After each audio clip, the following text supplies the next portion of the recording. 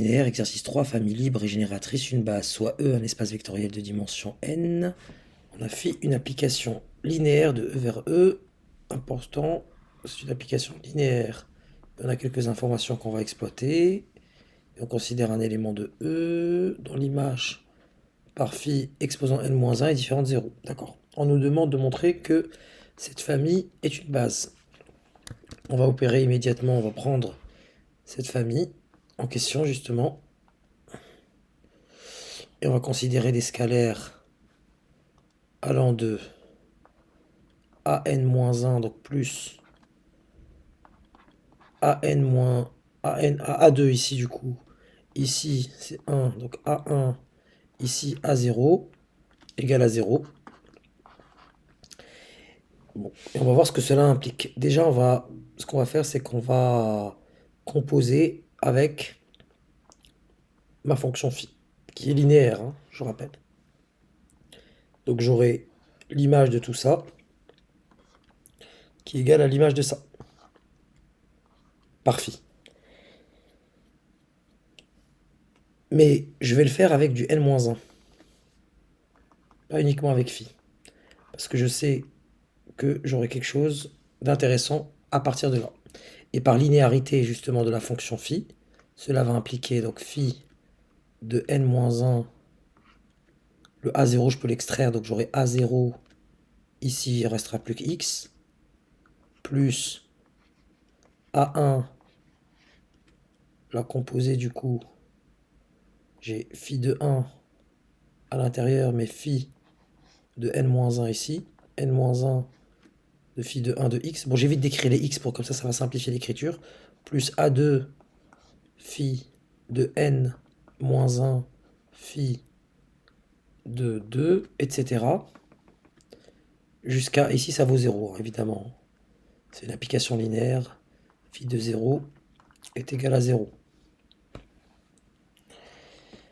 Donc, avec l'itération, c'est la même chose. Donc là, on a jusqu'à plus, par linéarité, donc le a n-1, je le sors, phi de n-1, phi de n-1, tout ça qui vaut 0.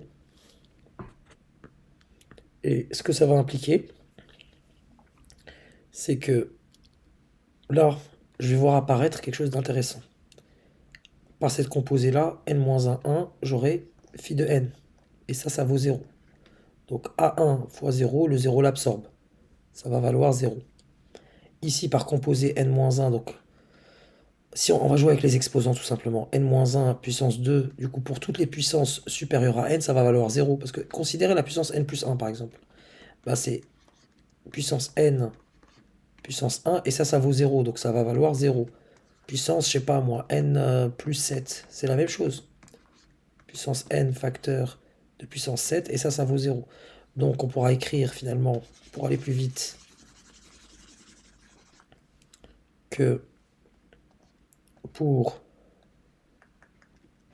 un exposant supérieur ou égal à n, bah, ça sera toujours égal à, ça sera toujours, bah, ça va s'annuler quoi. À partir de là, ce qui me reste, bon c'est pas la peine d'écrire, hein, vous avez compris, parce que je peux faire apparaître si vous voulez phi puissance n partout ici, jusque là. Ce qui me reste comme implication de tout ce que je viens de dire là, c'est que j'aurai plus que a0 phi de n-1 de x égale à 0. Sauf que d'après l'énoncé, on dit que cette quantité, elle est toujours différente de 0. Donc ça implique que a0 est égal à 0. Donc là, j'ai montré que a0 valait 0. Ce qui est très très bien. Donc a0 vaut 0. Donc puisque mon a0 vaut 0, je vais me débarrasser de ce terme-là dans ma somme et je vais rester sur l'initial, donc a1, a2, an-1 égale à 0. Maintenant, ce que je vais faire, c'est que je vais essayer de faire apparaître du n un peu partout. Là, j'ai du puissance 1. Là, je vais jouer avec les exposants tout simplement. Ce que je vais faire, c'est que j'aimerais bien garder ce terme-là. Donc je vais composer avec n-2. Ce qui va se passer, j'aurai phi de n-2 qui va composer toute cette quantité-là. Et pareil, phi de n-2 de 0, ça vaut 0. Par linéarité, etc. Ce qui va se passer, je vous donne juste un exemple. Phi de n-2, par linéarité, le A2, je peux le sortir. Phi de 2. Cette quantité-là, c'est tout simplement phi de n. Donc A2 phi de n, ça va être égal à 0, etc., etc. Il me restera plus que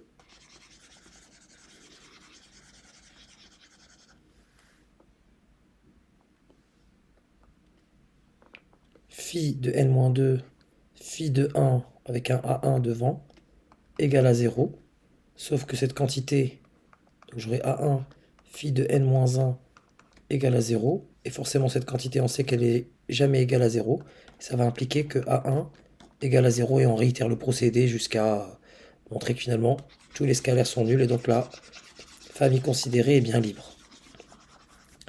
Maintenant, on va s'intéresser à la question, est-ce qu'elle est génératrice? Je vais faire tout ce que j'ai fait précédemment.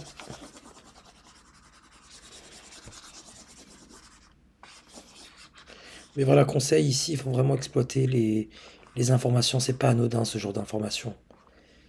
Voilà, il y a quelque chose qui va tout absorber et quelque chose qui va te permettre de montrer que finalement, en le ramenant à un facteur, le produit de deux facteurs est nul si l'un ou moins de ces facteurs est nul. Et si on sait que l'un des deux n'est pas nul, c'est forcément l'autre qui est nul. C'est ça vraiment l'esprit de l'exercice. Maintenant qu'on a montré que cette famille est libre, on va montrer qu'elle est génératrice. Voyons voir. Est-ce qu'elle génère? Donc on nous dit que E est un espace de dimension n. Donc dim de E est égal à n. Et B contient, pour vraiment pas être dans du français, ça là. Combien de vecteurs ici? N vecteurs linéairement indépendants. Linéairement indépendants.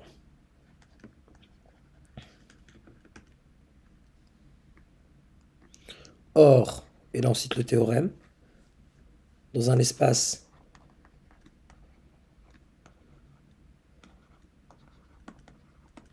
de dimension n, c'est le cas ici, toute famille libre, on a d'abord montré qu'elle était libre, toute famille libre de n vecteurs est une base. C'est QFD. Évitez de l'écrire quand même.